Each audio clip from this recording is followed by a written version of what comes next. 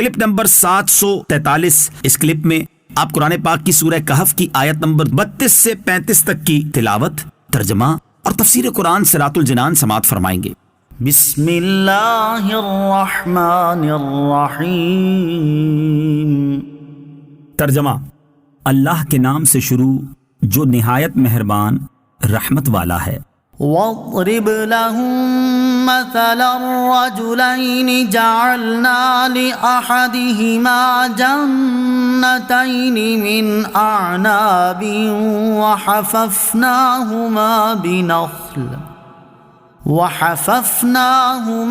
بِنَخْلٍ وَجَعَلْنَا بَيْنَهُمَا زَرْعًا۔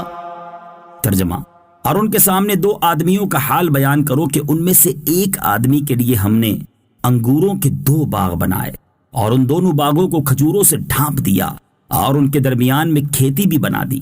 وَاضْرِبْ لَهُم مَّثَلَ الرَّجُلَيْنِ، اور ان کے سامنے 2 مردوں کا حال بیان کرو۔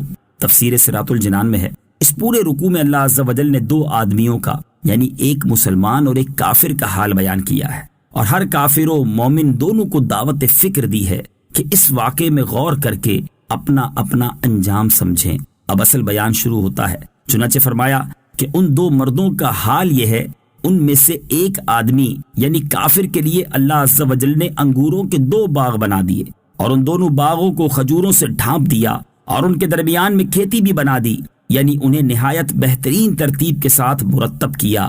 آس پاس سبز باغ ہو اور بیچ میں ہرا بھرا کھیت ہو تو دیکھنے میں بہت ہی خوشنما معلوم ہوتا ہے، اور اس سے مالک اپنی تمام ضروریات پوری کر لیتا ہے۔ کھیت سے غذا اور باغ سے پھل حاصل ہوتے ہیں۔ مجتہد کا قیاس برحق ہے۔ اس آیت میں مسلمان اور کافر کو 2 آدمیوں کے احوال پر اپنی حالت کو قیاس کرنے کا فرمایا گیا۔ اس سے معلوم ہوا کہ قیاس مجتہد برحق ہے۔ كِلْتَا الْجَنَّتَيْنِ آتَتْ أُكُلَهَا وَلَمْ تَظْلِم مِّنْهُ شَيْئًا وَفَجَّرْنَا خِلَالَهُمَا نَهَرًا وَكَانَ لَهُ ثَمَرٌ فَقَالَ لِصَاحِبِهِ وَهُوَ يُحَاوِرُهُ أَنَا أَكْثَرُ مِنكَ مَالًا وَأَعَزُّ نَفَرًا۔ ترجمہ: دونوں باغوں نے اپنے اپنے پھل دے دیے اور اس میں کچھ کمی نہ کی، اور دونوں کے بیچ میں ہم نے ایک نہر جاری کر دی، اور اس آدمی کے پاس پھل تھے تو اس نے اپنے ساتھی سے کہا، اور وہ اس سے فخر و غرور کی باتیں کرتا رہتا تھا، اس سے کہا میں تجھ سے زیادہ مالدار ہوں اور افراد کے اعتبار سے زیادہ طاقتور ہوں۔ کلتا الجنتین، دونوں باغ۔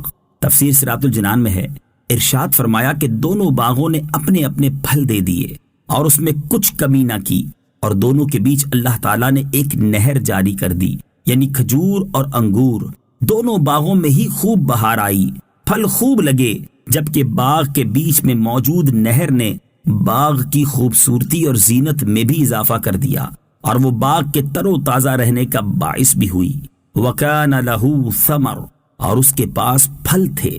تفسیر صراط الجنان میں ہے، مزید فرمایا کہ اس باغ والے کافر آدمی کے پاس باغ کے علاوہ اور بھی بہت سا مال و اسباب جیسے سونا، چاندی وغیرہ ہر قسم کا مال تھا، تو وہ اپنے مسلمان ساتھی سے اتراتے ہوئے اور اپنے مال پر فخر کرتے ہوئے کہنے لگا، اور وہ اس سے فخر و غرور کی باتیں کرتا رہتا تھا، کہنے لگا کہ میں تجھ سے زیادہ مالدار ہوں اور افراد کے اعتبار سے زیادہ طاقتور ہوں، یعنی میرا کنبہ قبیلہ بڑا ہے اور ملازم، خدمتگار، نوکر چاکر بھی میرے پاس بہت ہیں۔ اس سے معلوم ہوا کہ شیخی مارنا کفار کا کام ہے اور اللہ تعالیٰ کی نعمت پر حمد الہی کرنا مومن کا کام، اسی طرح مومن کو ذلیل جاننا کفار کا کام ہے۔ وَدَخَلَ جَنَّتَهُ وَهُوَ ظَالِمٌ لِّنَفْسِهِ قَالَ مَا أَظُنُّ أَن تَبِيدَ هَٰذِهِ أَبَدًا۔ ترجمہ: اور اپنے باغ میں گیا حالانکہ وہ اپنی جان پر ظلم کرنے والا تھا، کہنے لگا میں گمان نہیں کرتا کہ یہ باغ کبھی فنا ہوگا۔ وَدَخَلَ جَنَّتَهُ، اور وہ اپنے باغ میں گیا۔ تفسیر صراط الجنان میں ہے، یہاں سے اس کافر کی غافلانہ باتوں کی ابتدا ہوتی ہے۔ چنانچہ وہ باغات کا مالک مسلمان کا ہاتھ پکڑ کر اس کو ساتھ لے کر باغ میں گیا، وہاں اسے فخریہ طور پر ہر طرف لے کر پھرا اور مسلمان کو ہر چیز دکھائی، اور پھر باغ کی زینت و زیبائش اور رونق و بہار دیکھ کر مغرور ہو گیا اور کہنے لگا، میں گمان نہیں کرتا کہ یہ باغ کبھی فنا ہوگا، یعنی ساری عمر مجھے پھل دیتا رہے گا۔ اس سے معلوم ہوا کہ وہ کافر بھی تھا، ناشکرا بھی اور متکبر بھی، اور یہ بھی معلوم ہوا کہ دنیاوی دولت غافل کے لیے زیادہ جرم کرنے کا باعث ہو جاتی ہے۔